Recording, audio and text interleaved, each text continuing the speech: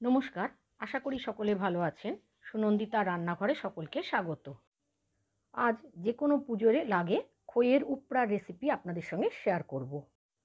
ছোটবেলা থেকে দেখে আসছি যে কোনো পুজো মানেই মা নাড়ু, তক্তি, মোয়া উপড়া এগুলো তৈরি করত।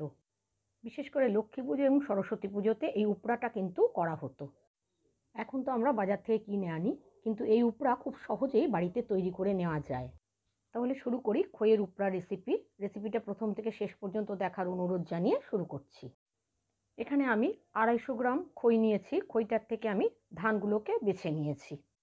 খইয়ের মধ্যে প্রচুর ধান থাকে, কিন্তু ধান মুখে পড়লে ভালো লাগবে না, সেই জন্য আগে ধানটা বেছে নিতে হবে।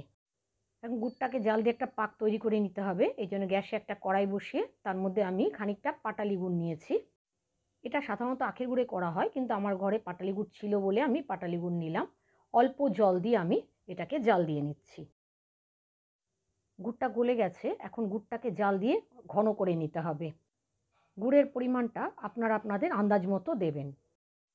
গুড়টা জাল দিতে দিতে মাঝে মাঝে খুন্তির থেকে ফেলে দেখতে হবে যে একটা সুতোর মতো গুড়টা পড়ছে কিনা। দেখুন, এখন আমি খুন্তির থেকে একটু আঙুল দিয়ে দেখে নিচ্ছি যে একটা চটচটে ভাব এসেছে কিনা। গুড়টায় ঠিক পাক এসেছে কিনা এটা দেখার জন্য একটা বাটিতে অল্প জল নিয়ে তার মধ্যে কয়েক ফোঁটা গুড় ফেলে দেখতে পারেন। যদি একটা চিটের মতো হয় তাহলে বুঝবেন গুড়টা তৈরি হয়ে গেছে। আমার গুড়টা তৈরি হয়ে গেছে। এবার গ্যাসের আঁচ বন্ধ করে গুড়টাকে একটু ঠান্ডা করে নিয়েছি। এবার আমি খইটার মধ্যে অল্প অল্প করে এই গুড়টা দিয়ে দিচ্ছি। অল্প অল্প করে গুড় দিতে হবে আর এটা নাড়তে হবে। একবারে কিন্তু পুরো গুড়টা ঢেলে দেবেন না। এই মেশানো ব্যাপারটা গুড়ের কড়াইয়ের মধ্যে অল্প অল্প খই ঢেলেও কিন্তু করা যায়। যেহেতু আমি পুজোতে দেব আর আমার কড়াইটা একটু ছোটো, সেই জন্য আমি এইভাবে মেশাচ্ছি। এইভাবে অল্প অল্প গুড় দিয়ে আমি উপড়াটা তৈরি করে নিয়েছি।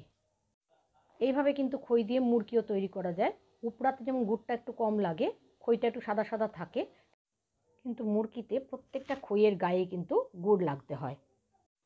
তৈরি হয়ে গেল খইয়ের উপড়া। অনেকের বাড়িতে আজ সরস্বতী পুজো, আবার কারো বাড়িতে কালও সরস্বতী পুজো। তা খইয়ের উপড়া আপনারা কিন্তু এভাবে বানিয়ে নিতে পারেন। আমার আজকের রেসিপি যদি ভালো লেগে থাকে তাহলে একটা লাইক দেবেন আর কমেন্ট করে জানাবেন। আর যারা আমার চ্যানেলে নতুন বন্ধু তাদের অনুরোধ করছি চ্যানেল সাবস্ক্রাইব করে পাশে থাকা বেল বাটনটা ক্লিক করে দেওয়ার জন্য। যারা ফেসবুক থেকে দেখছেন তাদের আমার চ্যানেল ফলো করার, আর যারা ইউটিউব থেকে দেখছেন তাদের আমার চ্যানেল সাবস্ক্রাইব করে পাশে থাকা বেল বাটনটা ক্লিক করে দেওয়ার অনুরোধ রইল।